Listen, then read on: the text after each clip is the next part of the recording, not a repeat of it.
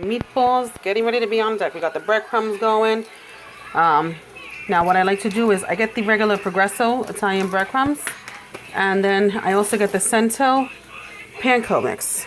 This one here. All right, we just squeeze that in there like a little flavor. All right, then we get the onion powder.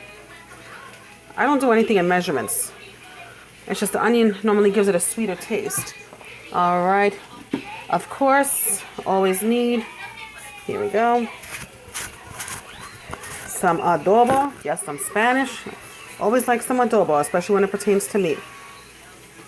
Right, okay, now when it pertains to meatballs, I like to do just a touch of oregano. Just a touch, because then I'm going to use the herbes de Provence. I'm hoping I'm saying that correctly. Herbes de Provence. Here we go.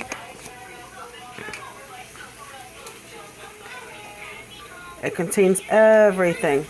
Thyme, everything. Perfect. Next, 2 eggs. Put it in here along with the meatballs. All right, I'm going to actually add a touch of salt and pepper as well. I'm going to press pause right now just so I can do it because eggs feel yucky to me in my fingers. Hold on. Okay, so right now I added some salt, some pepper, then I got the 2 eggs, right? Now, here we go. That's the meat. I always use 85%, 80 to 85% for the ground beef because, you want that fat actually within that, the meatball. If you go the higher, that means the more leaner the meat. Now, well, me, I don't eat food, but at least, everybody else in my family does. So we got a little bit of fat to give it some more flavor to it. All right. Now I use this ShopRite. I think it was on sale it was $1 actually. So I use this. Of course, this one, then you get this one for $5.99 too. So that way you get all the juices in there as well. Now, I put the basil in there, but I also use a touch of cinnamon. All right. And then I also use, if I can find it, a touch of cumin. All right, so here we go. Trying to open it.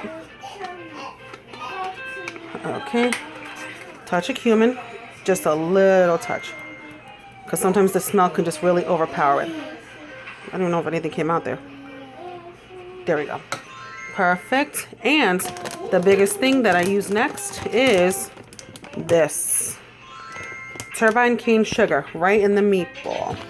So, hold on, because I can't open it without, 2 hands. Hold on. All right, we got it. All right, so basically, put it between my fingers, sprinkle it in. Because I don't know if you guys know, especially with barbecue sauce, there's always sugar in barbecue sauce. Tomato sauce, barbecue sauce, then you always add just a touch of vinegar, but I'm not going to do it with this because this is not any, barbecue spare ribs. All right, so I'm going to throw this meat in here. It's going to feel really gross.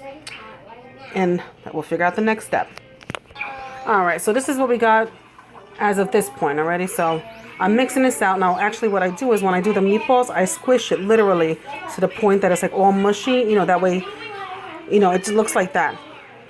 I don't even know how to explain it. But so far, this is what I got here. All right. Once everything goes in, I'm going to show you the outcome of it all. You know how it works with gross meat? It feels nasty within your fingertips. So I can't keep touching my phone with it. But you know how with kids, you have 2 toddlers, you can't do anything. So I'm doing it, yes, definitely in the crock pot. That's how it has to work for today. All right, so we're going to add a touch of cinnamon, a little bit more. Go ahead, sweetheart. I got this little one over here wants to help me. I want to put a little bit. You want to put a little bit? Okay. But you got to turn it a little, though. Come on. You got to turn it. There. Oh, okay. All right. That's perfect. It's just going to add it to the sauce. All right. Now, if any of you guys know how it works with tomato sauce, to reduce the acidity, you add sugar into it. Hold on. You have to add sugar into it to help reduce the acidity so you don't have it affect the bile. So there we go. All right. And now, put it inside. yeah, all right. So what I'll do is I'm going to put some more of the tomato sauce. I'm going to help. Okay. Does this have, you're going to help me? Okay. Okay. Perfect. Okay. That's all we're going to need because it's actually going to start filling up with something else. What is it? Well, it's gonna have its own water. Oh, I want to do it. Okay. All right. So, what you're gonna do is I know your hands are clean, so put your fingers in. Get some sugar. That ahead. sounds sweet. Oh, I saw a bubble. I know. pop. It's because it's boiling. Okay, go ahead. Take the Oh sugar. my goodness, it scared me. Okay, go ahead. Okay, just take some and just sprinkle it on top. There you go. Just, Oh, you just flicked it over at me. Okay, good. Perfect.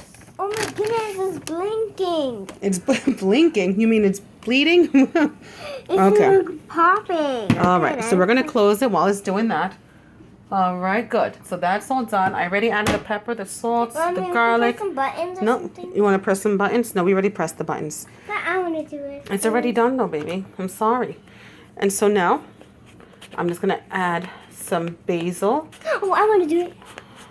All I right. want to do it. I want to do it. Unfortunately, basil's not available, so I use the dehydrated one, of course. Yeah, I wanted to do it. See? All right.